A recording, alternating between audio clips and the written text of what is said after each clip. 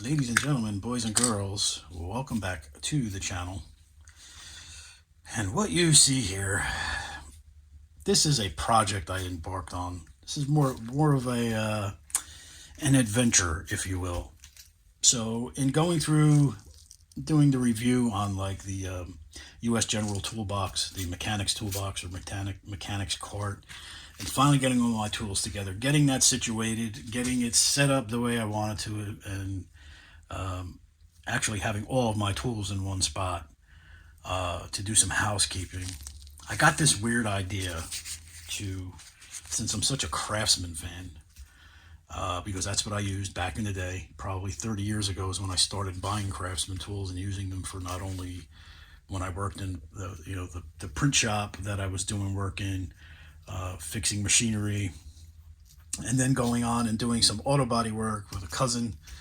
I really only bought Craftsman tools, um, with the extent of maybe a handful of things from Snap-on, like screwdrivers and pry bars, when I was doing auto body. But while I was in the printing industry and repairing machines through, either printing presses or bindery machines, always Craftsman. So all the Craftsman that I used for that is now the Craftsman that I use for automotive, which is sitting out in my box right now in the garage. What I never accomplished, though, while I was building a set, was to have half-inch drive, which is everything back here, half-inch drive, and 3/8 drive in both deep, shallow, in 12-point and 6-point versions. And then even there was an intermediate version that Craftsman produced, like this size. Now, I don't think this is going to be easy to do in this mid version, like this sort of deep, sort of shallow version. I'm not going to concentrate on that. I'm going to concentrate on just the deep and shallow versions, 6-point and 12-point, metric and standard, in 3/8 drive and half-inch drive. So what you're seeing in front of you was, I put this to the test this past weekend. I said, when I go to the flea markets to try and source goods for my store, I'm going to look, because I know these guys are out there, tool guys are everywhere. So I'm going to start stopping at some of these tables and these vendors and see what I can pick up. So basically what you're seeing here is 29 sockets. There was actually 36 sockets, but these are doubles. These were ones that I ended up, like, everything that's in here is a duplicate of something in there. So I've got 29 sockets. Only 4 of them are metric. Metric is going to be the hurdle. The ones where you see the most of, those are all standard sockets. I think I'm going to be able to complete all the standards pretty simply. It's going to be hard to cobble together metric in 3/8 and half-inch in 6-point, 12-point, deep, and shallow. So you got 4 little categories of metric, 4 categories of standard, but I think the standards are going to be easy to get done.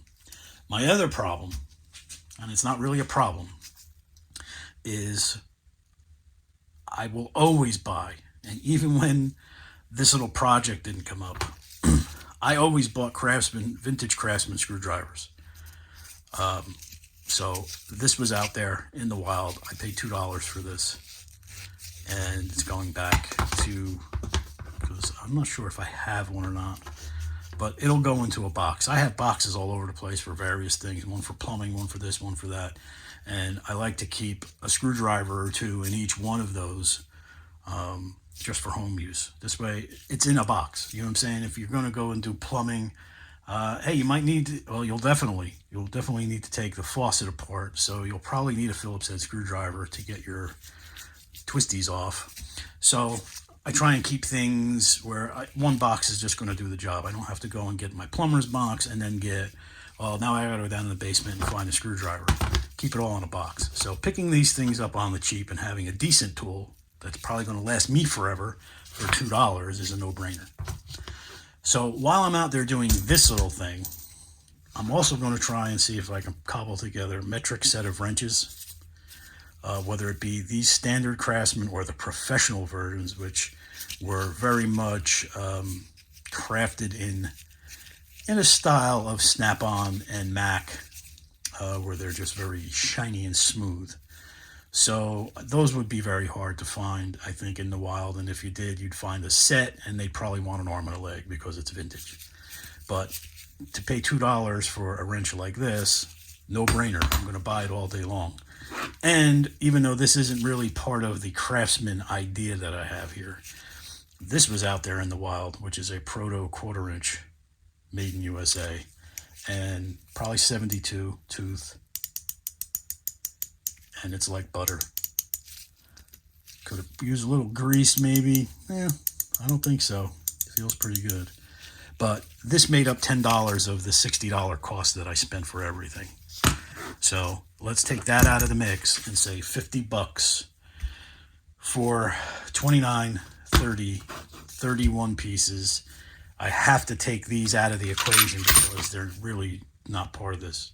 Okay, so $50 for 31 pieces, which it's less than $2 a piece, which is good. I'd like to keep it at that range, but we're going to see what you never know what you're going to end up running into when you're out there.